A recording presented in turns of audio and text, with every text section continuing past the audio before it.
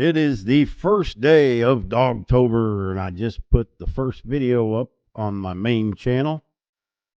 We are building a mega chicken pen for Waddles and the crew. So you're going to want to check that out. You're going to want to like, you're going to want to subscribe, you're going to want to comment on that video and many others to come in the month of Dogtober, where I will be putting a video on each channel, podcast on this channel, for 31 days straight. And there will probably be more than 31 videos because I've got some reviews to squeeze in there. I've got other things. I got to get this microphone right. I got to get other things set. So it's going to be a busy month. I already feel like I'm a chicken with my head cut off. Oh, no pun intended, Waddle. Sorry. Waldo is feeling much better today. He's up and about. He ate again, so he seems to be perking up a little. And that's good. You know, they're like us. They get sick, and he's older. There's times they just ain't going to feel good, and I think that's what happened. But I'm going to continue to watch him. And if you go to watch the video I just posted, there's updates on Waldo. So you will see that.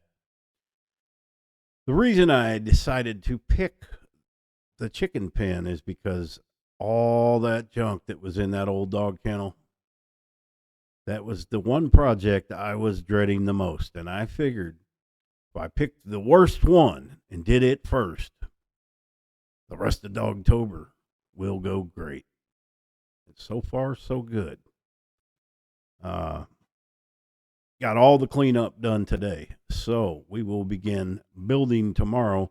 That gives me all evening to mill around in my head a couple of ideas and what I'm going to do to give them the best usable space and at the same time keep them predator proof.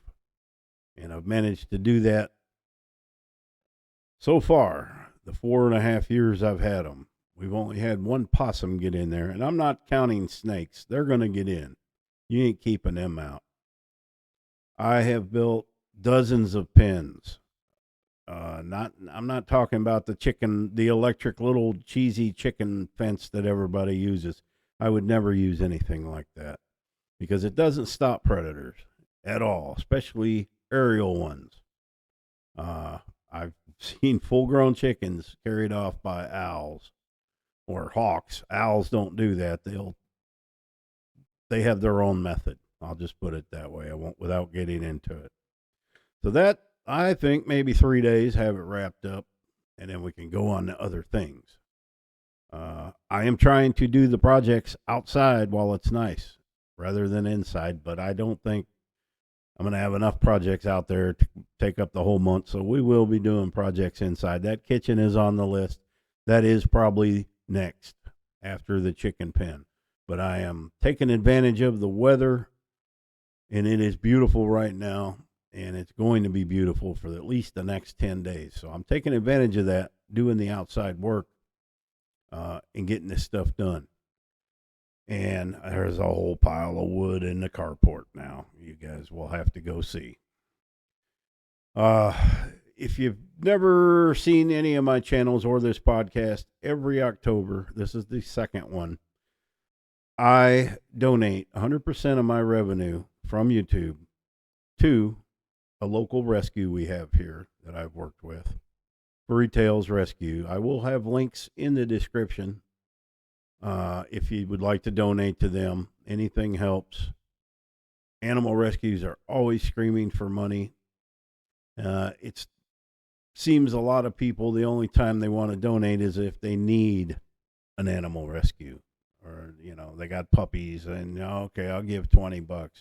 We got to support them throughout the year, and I try to do that and just raise awareness of the problem that in many states it's not going to go away until spade and neuter laws are passed, where we don't have the populations running around wild, and instill responsibility into the younger people because they don't have much of that.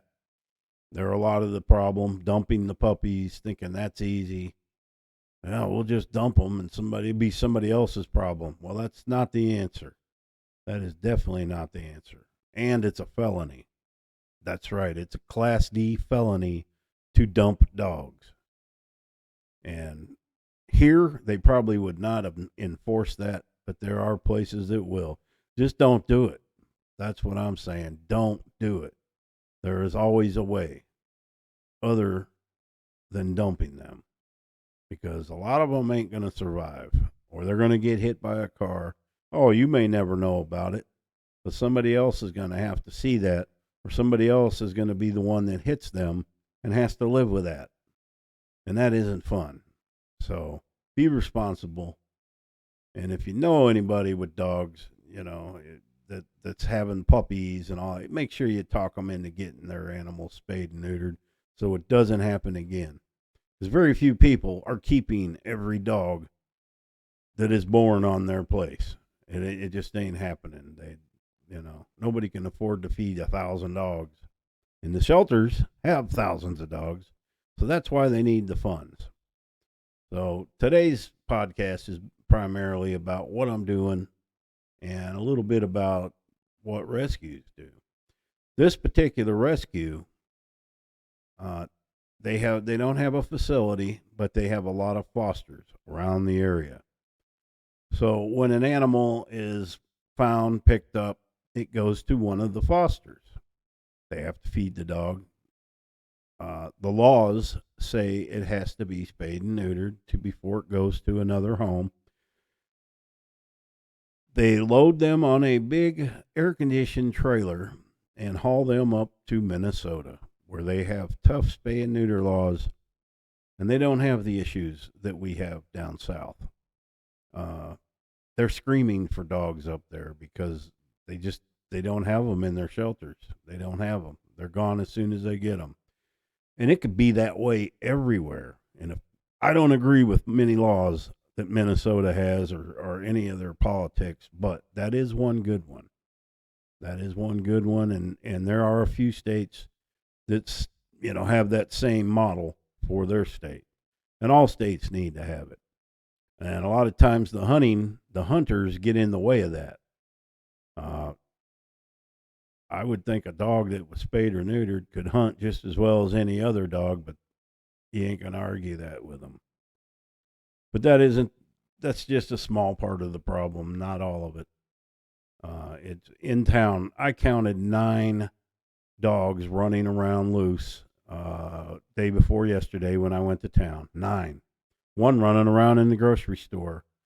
And I asked about the dog. Oh, he lives across the street from the grocery store, and they walked him home.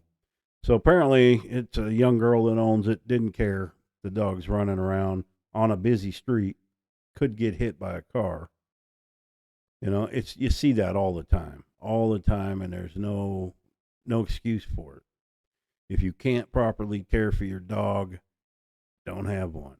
Now, I do have 2 dogs that are not in a yard. You guys, if you've watched me for a while, you know the story on that. And they don't never leave the property now. It took a while. Millie was leaving a lot. Tilly would rarely. If she did go anywhere, she'd go across the street and play with those dogs over there. But she's very road smart, and Millie is extremely road smart because she ran away. She ran out on her own for years before she settled here with me. She doesn't leave now. And if she does leave the property, she goes back to the pasture. She doesn't go anywhere, anybody's house. She doesn't go on the road. She'll go back in the pasture. And I haven't even seen her do that in a long time. So I don't know what they're doing when I'm sleeping, but they're always here when I wake up, and they're always here when I come home from anywhere I go. And they're just trained. They know to stay here. I give them everything they need. They've got plenty of room to run and play. You'll see them out there in the evening just chasing each other all the way around the cabin. They have a lot of room to run and play. And I try to keep that area open and safe for them. Like what I was doing today, I was bringing out a lot of boards with nails, so I had to keep in mind that they could rub up against that pile. I had to make sure no nails, no screws were sticking out.